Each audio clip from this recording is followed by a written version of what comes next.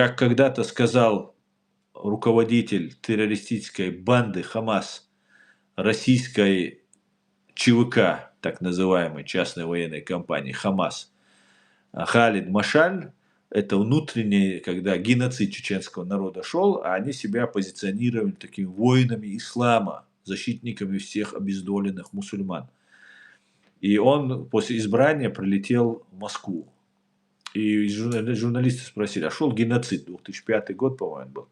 Шел геноцид чеченского народа, и нам, чеченцам, нужна была любая помощь. Западный мир нас предал, а западному миру никакая демократия не нужна была, нужен был управляемый хаос или оказывание давления.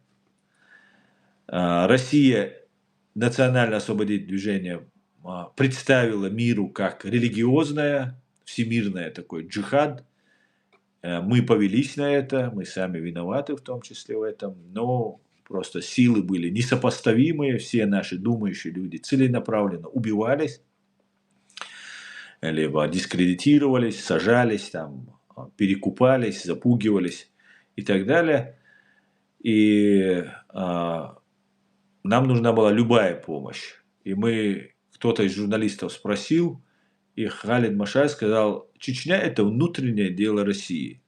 Поэтому все, что я могу сказать про вот эту Палестину, так называемую Палестина – это весь Израиль и часть и Иордании,